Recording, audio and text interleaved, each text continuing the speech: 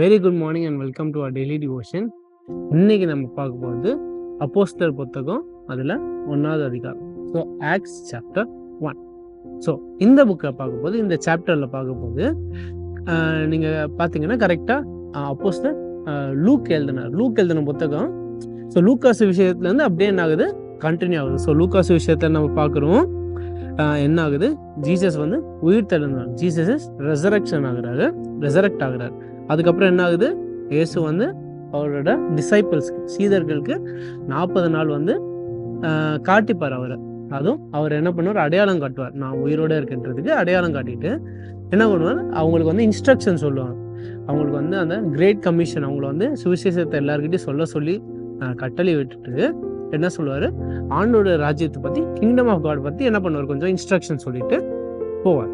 அதுக்கப்புறம் இந்த அப்போஸ்தலர்கள்லாம் என்ன பண்ணுவாங்க, கேட்பாங்க இயேசுகிட்ட, எப்படி எங்களால் முடியும். அதுக்கு என்ன சொல்லுவார் ஆண்டவர், நான் உங்களுக்கு ஒரு உதவியாளரை அனுப்புவேன்னு சொல்லுவார். அதான் யாரு, பரிசுத்த ஆவி அனுப்புவேன்னு சொன்னார். ஸோ அதுக்கு மீறி என்ன ஆகும், அப்போஸ்தலர் இறுதியில் என்ன ஆவாங்க, ஏன்னா ஜீசஸ் அவங்க கிட்ட என்ன சொல்லுவார், அந்த உதவியாளர் வர்றதுக்கு வரைக்கும் நீங்கள் என்ன பண்ணாதீங்க, எருசலேம் விட்டு போகாதீங்கன்னு சொல்லுவாங்க. ஸோ இயேசு வந்து 40 நாளுக்கு அப்புறம் திரும்பி பரலோகத்துக்கு போயிட்டோன்னே என்ன ஆவாங்க, சீடர்கள் எல்லாம் எருசலேமுக்கு போவாங்க. அங்கே போயிட்டு இறுதியில் அவங்க இன்னொரு புதிய சீடர் மத்தேயுவை வந்து தேர்ந்தெடுப்போம். ஸோ அதுதான் இந்த அதிகாரத்தை நடக்கும். ஸோ இதில் நம்ம ஃபோக்கஸ் பண்ண போகிறது வந்து verse 8. So acts chapter 1 verse 8 which says, "But ye shall receive power after that the Holy Ghost is come upon you, and ye shall be witness unto me both in Jerusalem and in all of Judea and in Samaria and unto the uttermost part of the earth." இன்னொரு சொல்கிறேன், "But ye shall receive power after that the Holy Ghost is to come upon you, and ye shall be witness unto me both in Jerusalem and in all of Judea and in Samaria and in the uttermost part of the earth." So இதுலேருந்து நம்ம என்ன எடுத்துக்க போகிறோம்னா, இந்த அதிகாரத்தில் first நீங்களே பாருங்கள், இந்த சீடர்களுக்கு வந்து என்ன தெரியும், இயேசுக்கு என்ன தெரியும், இவங்களால இதை தனியாக பண்ண முடியாதுன்னு தெரியும். அதனால தான் அவர் வந்து கரெக்டாக உங்களுக்கு இன்ஸ்ட்ரக்ஷன் சொல்லிட்டு போகிறாரு. என்னன்னு சொல்கிறாரு, நீங்கள் எருசலேம் விட்டு போகாதீங்க, நான் ஒரு உதவியாளரை உங்களுக்கு அனுப்புவேன். ஸோ அடுத்து நீங்கள் இன்னொன்று நோட் பண்ணிங்கன்னா, இயேசு வந்து பரலோகத்துக்கு போயிட்டோன்னே அவர் என்ன பண்ணல, அவர் சீடர்களுக்கோ இல்லைன்னா அவர் மக்களுக்கு உதவி பண்ணுறதை நிறுத்தலை. அவர் உயிர் தெழுந்து பரலோகத்தை போய் பிதாவுடைய வலது கையில் உட்காந்துட்டோன்னு என்ன பண்ணுறாரு, பரிசுத்த ஆவியை இன்னும் அனுப்புகிறாரு அவர். அதுக்கப்புறமும் என்ன பண்ணுறாரு, இன்னும் அவர் பூமியில் இருந்தாலும் இன்னும் என்ன பண்ணுறாரு, கிருபையோட அவரோட சீடர்களுக்கு மேலே ஒரு பார்வை அவருக்கு இன்னும் இருக்குது. ஸோ இதுலேருந்து நம்ம என்ன எடுக்க போகிறோம்னா, நம்ம என்ன தெரிஞ்சுக்கணும்னா, ஆண்டவரோட சித்தத்தை செய்கிறது நம்மளால தனியாக முடியாது. ஏன்னா சீடர்களுக்கு தெரியும், என்னன்னு தெரியும், அந்த கிரேட் கமிஷன் ஆண்டவர் சொன்னது தெரியும். என்னது, சுவிசேஷத்தை எல்லார்கிட்டையும் போய் சொல்லி பல make disciples from all the nations, எல்லா நாட்டிலையும் போய் சுவிசேஷத்தை சொல்லி என்ன பண்ணுங்க, சீடர்களை கலெக்ட் பண்ணுங்கன்னு சொல்லுவார் ஆண்டவர்.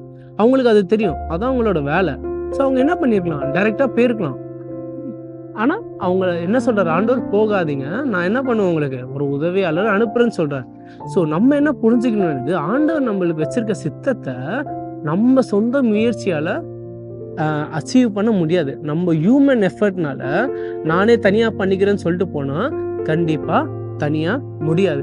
ஃபார் எக்ஸாம்பிள், நீங்கள் யூஸ்வலாக நீங்கள் இந்த மாதிரி ஹிட் அண்ட் ரன் கேஸோ இல்லை போலீஸ் வந்து நார்மலாக என்ன பண்ணுவாங்க, சில பேரை எஸ்பெஷலி இந்த வெஸ்டர்ன் கண்ட்ரீஸில் என்ன பண்ணுவாங்க, ஏதோ ஒரு லைசன்ஸ் பிளேட்டோ இல்லை யாரோ ஸ்பீடிங் பண்ணால் நிறுத்துவாங்க காரை, சைரன் போட்டுட்டு. அவங்க நிறுத்திட்டோன்னே என்ன பண்ணுவாங்க, போய் டீட்டெயில்ஸ்லாம் வாங்கும்போது சில பேர் என்ன பண்ணுவாங்க, ஏதோ கொஞ்சம் பேர் போலீஸ்கிட்டேருந்து ஓடிடுவாங்க கார் எடுத்துட்டு. அப்போ அவர் என்ன பண்ண மாட்டார், தனியாலாம் மட்டும் துரத்த மாட்டார். என்ன பண்ணுவார் தெரியுமா, அந்த கார் சேஸ் அப்போ அவரோட ஸ்குவாடு கிட்ட சொல்லிட்டு என்ன பண்ணுவாங்க, கூட ஒரு 5 இல்லை 10 காருங்களும் சேர்ந்து என்ன பண்ணுவாங்க, போலீஸுங்க ஒன்றா சேஸ் பண்ணுவாங்க அவங்கள. ஸோ அவர் தனியாகவும் பண்ணியிருக்கலாமே, ஏன் அவர் சொல்லியிருக்கணும். ஆனால் wisdom what's the smart thing to do, மூளையை யூஸ் பண்ணி செய்ய வேண்டிய வேலை என்ன, உதவியோடு செஞ்சால் கண்டிப்பாக சக்ஸஸ் ரேட் அதிகமாக இருக்கும்னு அவருக்கு தெரியும்.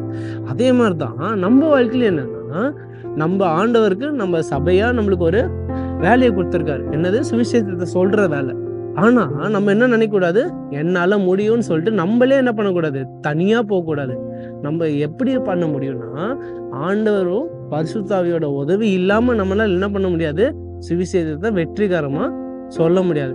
அதுதான் இந்த 1வது அதிகாரத்துல இயேசு சீடர்களுக்கு புரிய வச்சாரு. நம்மளும் என்ன பண்ணணும், நம்ம ஊழியத்திலையும் நம்ம அதை அறிஞ்சிக்கணும். நம்ம யாரோ கிட்ட பேசுறோமோ, சுவிசேஷத்தை சொல்றோமோ, இல்லை ஏதோ ஊழியம் செஞ்சாலும் என்ன அறிஞ்சிக்கணும், அந்த நேரத்துல பரிசுத்தாவியோட உதவி இல்லாம நம்மளால எதுவும் பண்ண முடியாது. So that is what I want us to take away. சின்ன ப்ரேயரோட முடிக்கிறேன். Our loving Heavenly Father, thank you for this devotion and this important reminder that, Lord, even though we know what we need to do, which is to be good disciples and make disciples from all the nations, Lord, it is important for us to not just understand but know that without your grace and without the help of the Holy Spirit, it is impossible for us to complete this task, Lord. Lord, thank you for this reminder through this devotion, Lord. And Lord, give us the humility to accept that we cannot do this by ourselves, Lord, and give us the wisdom and grace to practice this faithfully as we go about spreading your own glory and sharing the gospel, Lord. All of this in Christ's name I pray. Amen.